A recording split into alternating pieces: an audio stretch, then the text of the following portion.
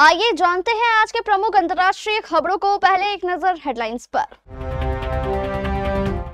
सरकार ने डिबेट के दिन का इंतजार किया, पहले मारे जा सकते थे पहलगाम के आतंकी, बोले सपा सांसद रमाशंकर राजभर। संदिग्ध बातचीत सुनने के बाद ऑपरेशन, पहलगाम आतंकी हमले के मास्टरमाइंड मूसा को सेना ने ऐसे मार गिराया। डिंपल यादव को मिला बीजेपी का सपोर्ट, तो एनडीए नेताओं को दे दी ये नसीहत। चिराग के हमले पर भाजपा की चुप्पी, जदयू के लिए बनी अबूझ पहेली। आपने जांच पूरी होने का इंतजार क्यों किया, जस्टिस यशवंत वर्मा से सुप्रीम कोर्ट ने दागे कई तीखे सवाल। पटना जंक्शन पानी पानी, प्लेटफॉर्म रेलवे ट्रैक जलमग्न। डोनाल्ड ट्रंप की धमकी से नहीं डरे थाईलैंड कंबोडिया, इस मुस्लिम देश की मध्यस्थता में किया युद्ध विराम का ऐलान। नाग पंचमी से पहले सोना खरीदारों के लिए गुड न्यूज, कीमतों में ठहराव। क्योंकि सास भी कभी बहू थी 2 की वापसी से खुश नहीं है टीवी के अनुपमा, एकता कपूर ने तोड़ी चुप्पी। और एशिया कप में भारत पाकिस्तान मैच पर खेल मंत्रालय क्यों नहीं कर रहा हस्तक्षेप। समाजवादी पार्टी के सांसद रमाशंकर राजभर ने कहा, रक्षा मंत्री ने सदन में कहा कि हम 100 आतंकवादी मार चुके हैं, उनके ठिकाने ध्वस्त कर चुके हैं, लेकिन यह देश जानना चाहता था कि वे 4 दहशतगर्द मारे गए या नहीं। अगर आज यह सूचना आई है तो वह अच्छी बात है। 28 जुलाई 2025 को 6:13 पर संसद का मॉनसून सत्र चल रहा है और आज लोकसभा में ऑपरेशन सिंदूर को लेकर भी चर्चा हुई। समाजवादी पार्टी के सांसद रमाशंकर राजभर ने मीडिया से बात करते हुए कहा कि आज ऑपरेशन सिंदूर पर डिबेट था, इसलिए पहलगाम के आतंकवादियों को मारा गया। अगर यह डिबेट पहले हो गई होती तो यह आतंकवादी पहले ही मार दिए गए होते। सरकार बहुत चालाकी से काम करती है। ऐसा लग रहा है कि सरकार डिबेट के लिए दिन का इंतजार कर रही थी। एसपी नेता ने आगे कहा कि रक्षा मंत्री ने सदन में कहा कि हम 100 आतंकवादी मार चुके हैं, उनके ठिकाने ध्वस्त कर चुके हैं, लेकिन यह देश जानना चाहता था कि वे 4 दहशतगर्द मारे गए या नहीं। आज यह सूचना आई है तो यह अच्छी बात है।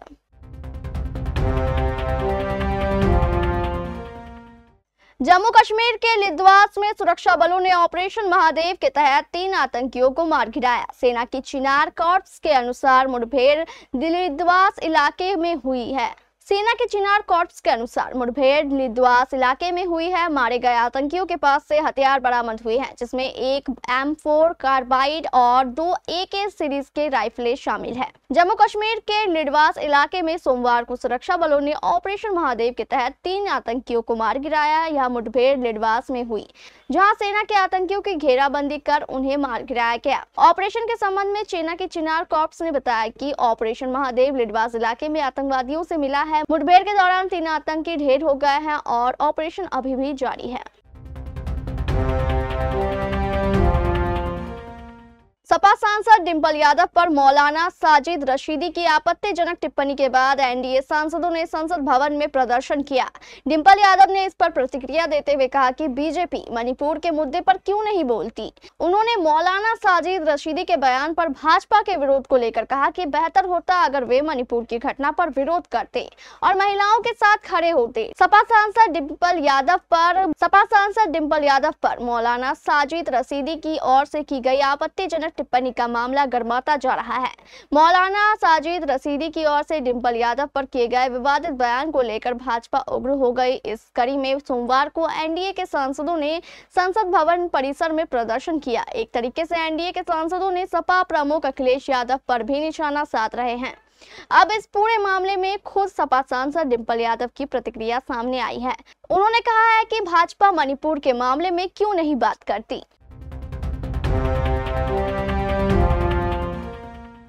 2005 में यही विषय उनके सत्ता में आने का मुख्य कारण भी बना, लेकिन चिराग इन दिनों न सिर्फ कानून व्यवस्था की स्थिति को बहुत खराब बता रहे हैं, बल्कि अपराध को बेलगाम तक कह रहे हैं। जहां तक एनडीए के घटक दलों का प्रश्न है तो भाजपा ने इस मुद्दे पर एक तरफ से चुप्पी साध ली है। केंद्रीय मंत्री और लोजपा के अध्यक्ष चिराग पासवान का राज्य सरकार पर लगातार हमला और उस पर एनडीए के सबसे बड़े घटक दल भाजपा की चुप्पी जदयू के लिए अबूझ पहेली बनती जा रही है। उन्होंने उस कानून व्यवस्था की आलोचना शुरू कर दी है जिसे मुख्यमंत्री नीतीश कुमार ने हमेशा अपनी प्राथमिकता सूची में पहले नंबर पर रखा है। 2005 में यही विषय उनके सत्ता में आने का मुख्य कारण भी बना था, लेकिन चिराग इन दिनों न सिर्फ कानून व्यवस्था की स्थिति को बहुत खराब बता रहे हैं बल्कि अपराध को बेलगाम कह रहे हैं। जहां तक एनडीए के घटक दलों का प्रश्न है तो भाजपा ने इस मुद्दे पर एक तरह से चुप्पी साध ली है। भाजपा के प्रवक्ता प्रेम रंजन पटेल से पूछा गया तो उनका उत्तर था कि बिहार में कानून का राज है और रहेगा। इस मामले में सरकार जीरो टॉलरेंस की नीति पर काम कर रही है। लेकिन भाजपा कोटे के कैबिनेट मंत्री से चिराग की कानून व्यवस्था से जुड़ी टिप्पणी के बारे में पूछा गया तो उन्होंने दोनों हाथ जोड़ लिए।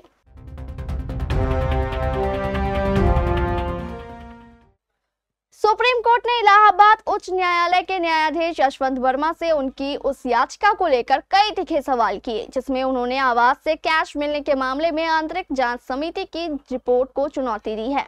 न्यायालय ने उनसे पूछा कि इस प्रक्रिया में भाग लेने के लिए वह इस पर सवाल कैसे उठा सकते हैं। आंतरिक जांच समिति ने न्यायमूर्ति वर्मा के दिल्ली स्थित आवास के नकदी बरामदगी मामले में उन्हें कदाचार का दोषी पाया था। न्यायमूर्ति वर्मा जब मार्च में दिल्ली उच्च न्यायालय के न्यायाधीश थे तो उन्होंने सरकारी आवास से कथित तौर पर बड़ी मात्रा में जली हुई नकदी मिली थी।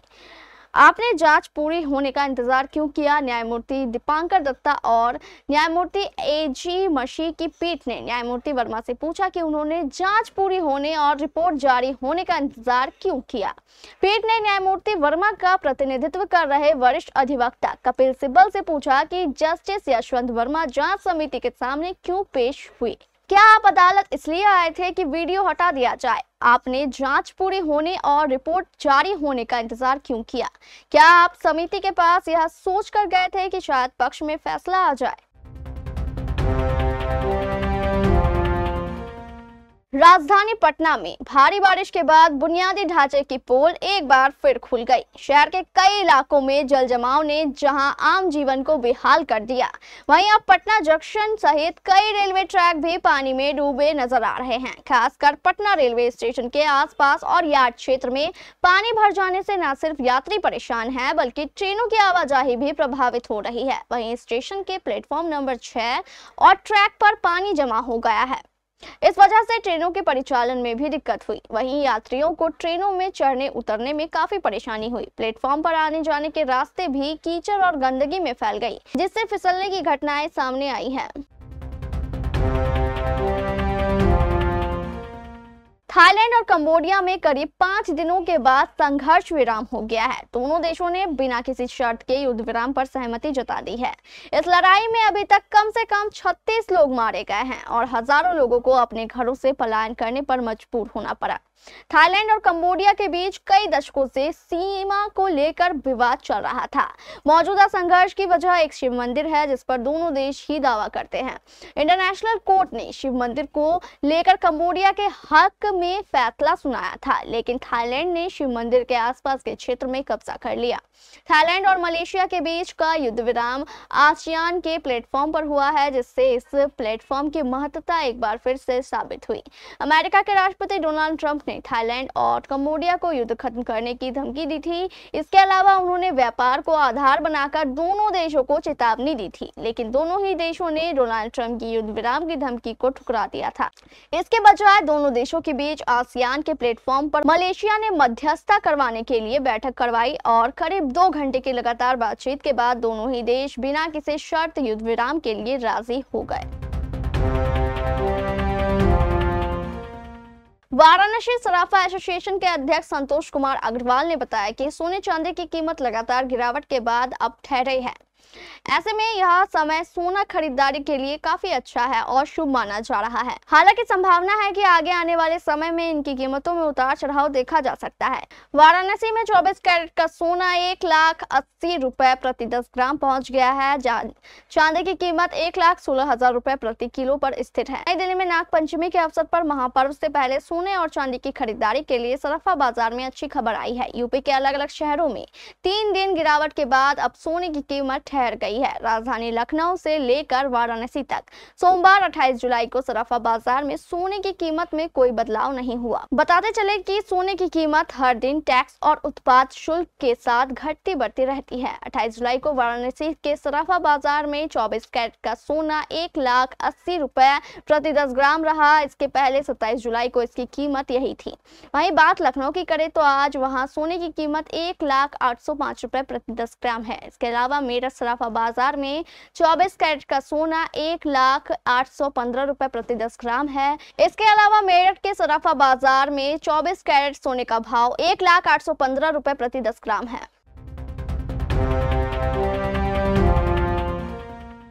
टीवी जगत में इन दिनों 2 बड़े सीरियल्स की चर्चा जोरों पर है। एक और अनुपमा जो सालों से दर्शकों की पसंद बनी हुई है और दूसरी ओर वापसी कर रहा है कल्ट क्लासिक शो क्योंकि सास भी कभी बहू थी का सीजन 2। इस सीजन की वापसी के साथ ही अफवाहों का दौर शुरू हो गया है कि शायद अनुपमा की lead actress Rupali Ganguly show के कमबैक से खुश नहीं है। अब इन अफवाहों पर एकता कपूर ने खुद पॉडकास्ट में बात की। एकता कपूर ने पॉडकास्ट में खुलकर बताया कि रूपाली बहुत बड़ी स्टार है। ये कहना है वो क्योंकि सास भी कभी बहू थी के सीजन 2 से खुश नहीं है, सरासर गलत और अफवाह है। एकता ने आगे कहा कि अनुपमा की सफलता का पूरा श्रेय राजन शाही और रूपाली गांगुली को जाता है। उन्होंने इस बात को भी दोहराया कि अनुपमा ने वो मुकाम हासिल किया है जो बहुत कम शोज को मिल पाता है और उन्हें नंबर 1 बने रहना ही भी चाहिए। उन्होंने ये भी साफ कर दिया कि हम क्योंकि सास भी कभी बहू थी सीजन 2 के जरिए अपनी कहानी बताने आए हैं, किसी से मुकाबला करने नहीं। खेल मंत्रालय के एक सूत्र ने बताया कि बीसीसीआई मौजूदा समय में खेल मंत्रालय के दायरे में नहीं आता है क्योंकि राष्ट्रीय खेल शासन विधेयक अभी पारित होना बाकी है।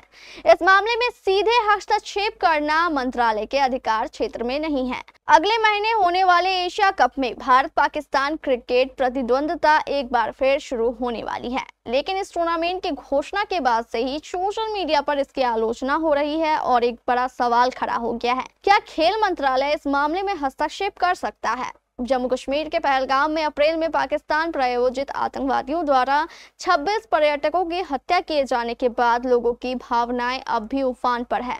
इस भीषण आतंकवादी घटना के कारण दोनों पड़ोसी देशों के बीच संक्षिप्त सैन्य टकराव भी हुआ था। इन घटनाओं के बाद कुछ महीनों बाद अब दोनों देशों की क्रिकेट टीमें एशिया कप में भिड़ेंगी।